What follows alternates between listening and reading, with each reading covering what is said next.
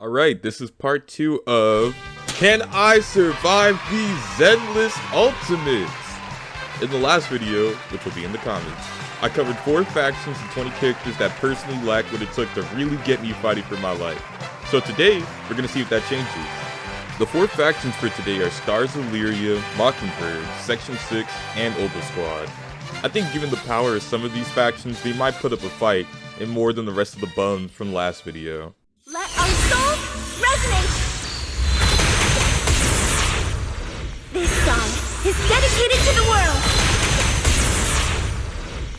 Starting with Astro Yao, although the sound waves might rupture my ears and the heavenly beams of ether could singe me a tiny bit, this ultimate's fairly harmless and easy to counter and survive with a little experience. I'll simply take out my phone and start bumping Dax on max volume. This alone should cancel out the attack. But I do expect it might make Astro go deaf due to the corrosive properties of He Who Shall Not Be Named's music. So taking all that into consideration, I'm gonna put her at the bottom to start us off. Next up is Grandma Evelyn. Nothing slips through my defenses. The best defense is a strong offense. Now, of course, no one would know this because I've never said it, but Evelyn is a character I have much respect for, mainly because she had my back all the way in the 1.x trenches, where only the strongest of the strong could survive. So it pains me to say this, but not only is this attack too easy to survive, I can just simply dodge the heated wires with minimal effort and move out the way before it explodes. This is really painful because I really thought that after the years she would level up her game, but I guess I call her Granny for a reason. Sadly, she'll join her best buddy at the bottom of the tier list. Moving on to Mockingbird, we have Hugo Vlad, the tier 1 defender. Prepare to kneel before me. Yep. Let order and madness dance. Go! Now this ultimate is pretty dangerous. He's moving fast and using ice, so it could force me to lock in. However, not only can I evade this with my foresight that I do have, I can also just throw a banana peel on the ground and he'll slip and go flying, since he clearly can't see where he's going. If he could see where he was going, he would have chosen not to release and would have given himself a better ultimate and better kit, so he wouldn't be one of the prettiest bricks ever released in our current year. So given that, I'll put him in Might Make Me Sweat. Next is Vivian, and there isn't much to say. Oh no, pick my trust skirt and you'll pay.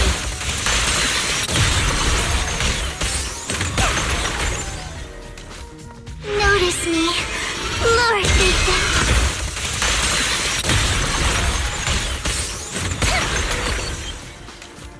A couple of ether bombs that are nothing more than bug bites to my titanium skin, and being bashed in the head by an umbrella is not enough to harm me.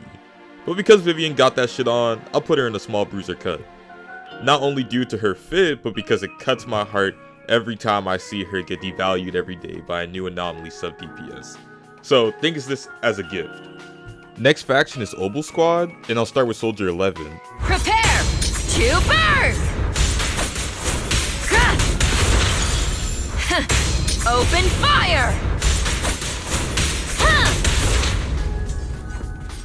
This ultimate is very tame and one I can't avoid all of a sudden due to my Sandevastain breaking all of a sudden. Oh no, the horror.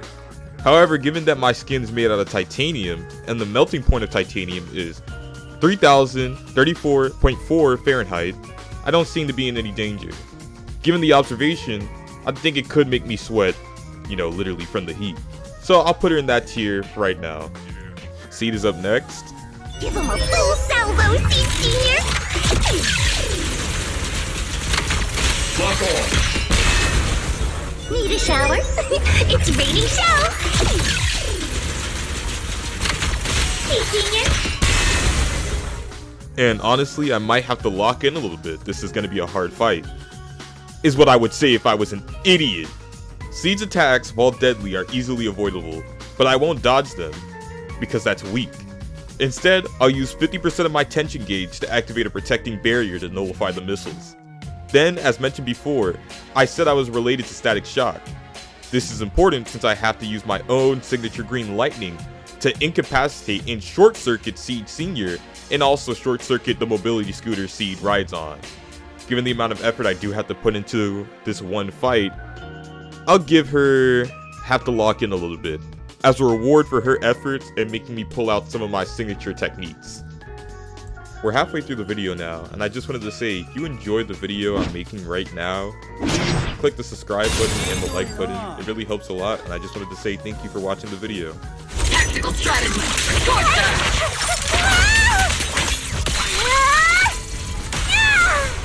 Maximum firepower! Be careful, Captain!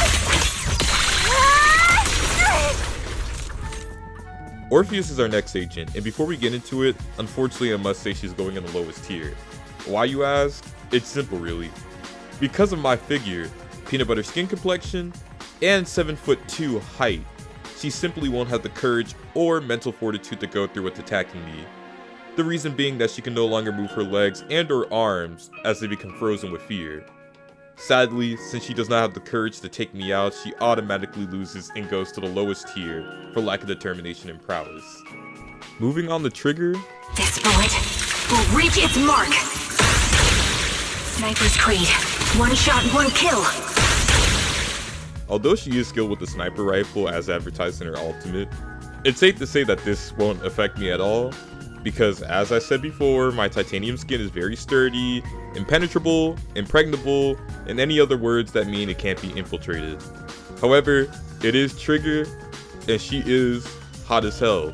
So, in the real sense, she could realistically kill me just by looking in my general direction, which I'd be happy to die that way. So, she goes in Dear Basketball because this is my tier list, and I make these fuck-ass rules as I go. Now finishing off with section 6, let's start with Sokaku. I can also become an Asura!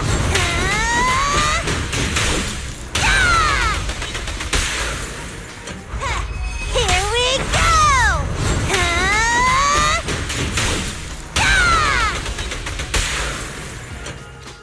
Unfortunately, her giant fan isn't enough to make me flinch, and the wind produced by it will simply just make my gorgeous figure and luscious locks look even more beautiful than it already did, since now, because of her fan, there's wind blowing it backwards.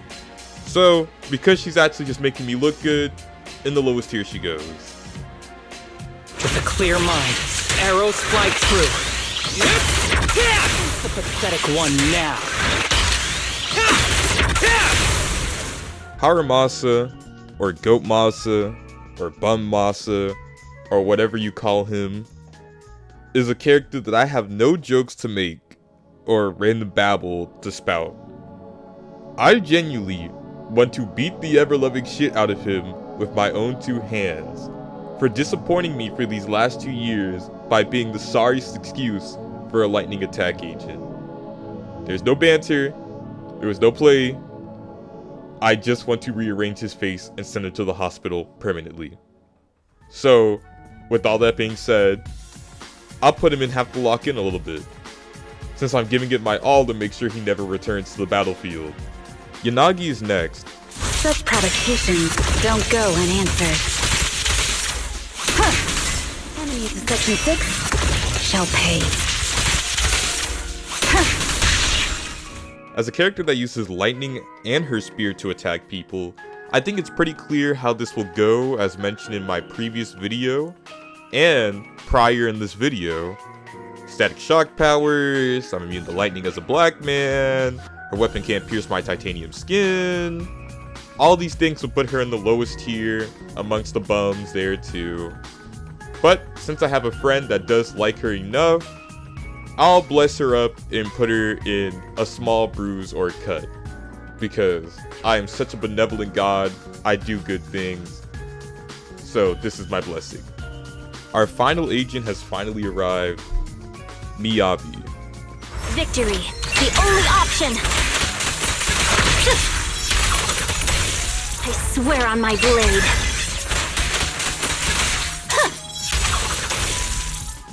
Now, Miyabi's ultimate, a barrage and assortment of slashes, is very hard to escape.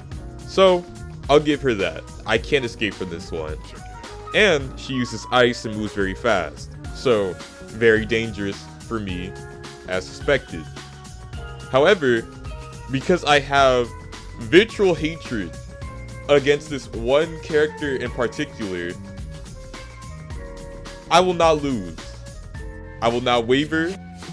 I will not bend. In fact, there is no way for her to come out this fight victorious, as I simply will not let her. If she tries to cut me, I'll stop it. If she tries to freeze me, I'll stop her. And under any circumstances where it looks like I may be losing, I will do everything in my power, in my knowledge, in my ability to break that damn sword and stop her from progressing. So, because of my feelings towards this one character, I will do myself a favor and put her not only in the lowest tier, but also give her a tier lower than that, where she will start healing me if she hits me.